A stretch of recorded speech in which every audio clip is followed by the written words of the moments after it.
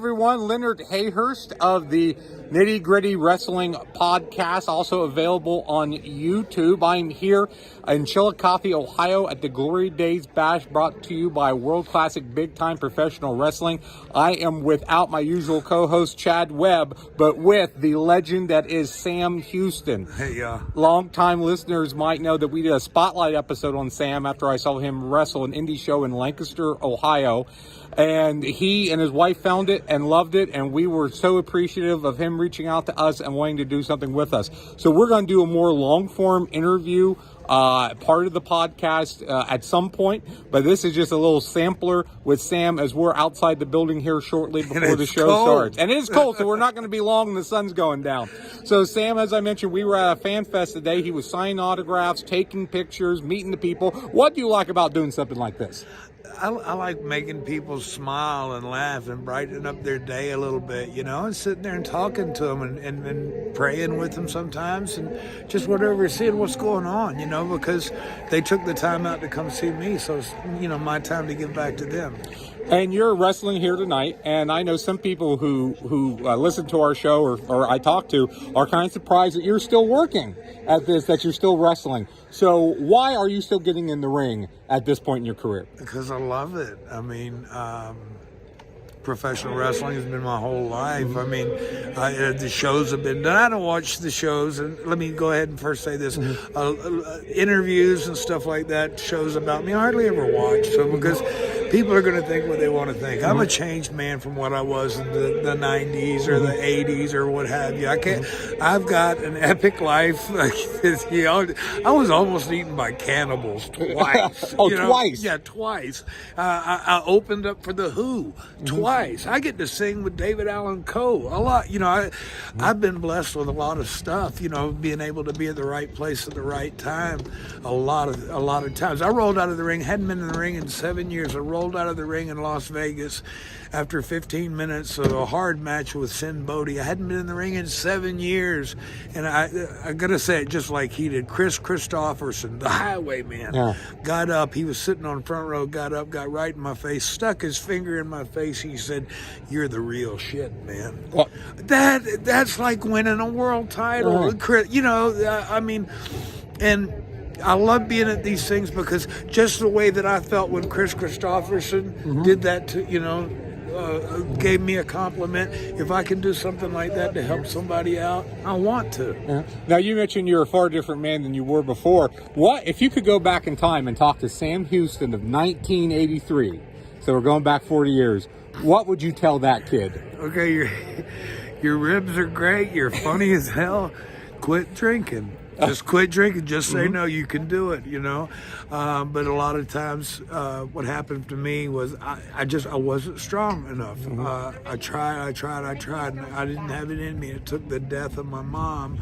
My mom died of her liver shut down because of alcohol and over-the-counter medications like Tylenol and all the sleep aids and stuff like that. But her liver shut down and she died. It was very hard.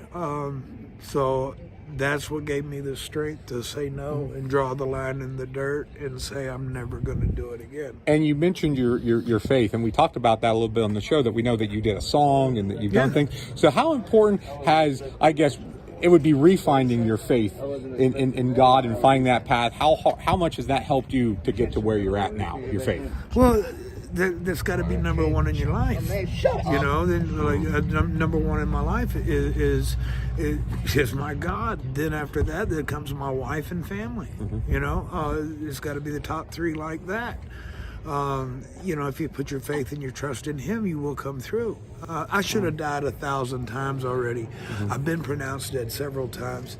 I've drank myself to death. I've been in car accidents. One time I took a car off a 32-foot bridge, straight down. It wrapped around me like an accordion. The state trooper that got there first, they pronounced me dead then. It took 2.5 hours for the fire department to cut me out of the car. I woke up at midnight that night in a dark room in the hospital with all my clothes gone. My duster was on the wall. I went and took it off the hook. I grabbed the phone and I called my dad, got a ride home. You know, that's just how, but it wasn't my time to go. You know, so I'm thankful for that. Yeah. You know. Now, you mentioned that you don't follow the current product a lot, but is there anyone that you haven't wrestled, that you haven't been in the ring with? Maybe even an older talent that you would like to get in the ring with? Yeah, I always wanted to get in the ring with Undertaker just once. Oh, man. Let's see. Now, you were out of WWF by the time he got there, No, right? actually, no, I was still there Okay. because when he first got there, he was sitting with me at the TV taping, and we were talking about, you know, they want him, this is his new character and stuff like that. And I told him, you know, like the epitaphs, and I told him some epitaphs that were like Goonie Golf or something, you know, here lies Jim Moore, 4 shots from a 44, no less. Oh, yeah. Yeah, I told him stuff like that, you know. And then out of that, he come up with Rest in Peace. It's on everything. So, you know, and gosh, what a successful guy he is and what a talent he is. And it's not until you get in there with somebody that's got talent, you find out just how good you can be too. Right. You know? I think talent plays the talent. When you're in there with someone else, you're going to rise to that level with them.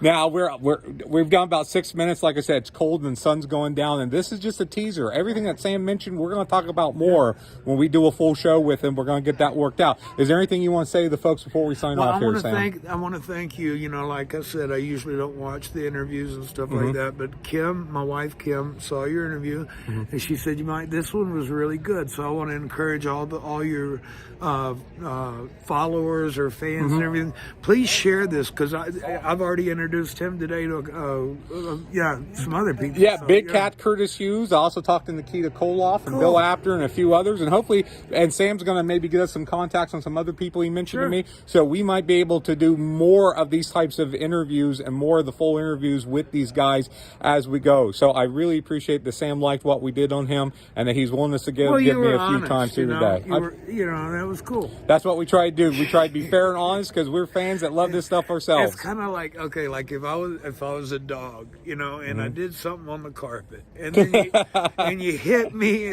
in the nose with the rolled up newspaper. Okay, then, but you can't keep coming back and hitting me for that same thing, right? You know, and that's what some of these podcast guys do. I've seen interviews where they just keep hammering on somebody, needling them to make them say something bad about you. But, you know, I really appreciated y'all. Well, thank you. And like I said, we'll do more with Sam in the future. This was a sample here in Chillicothe. Thanks, everyone. Care.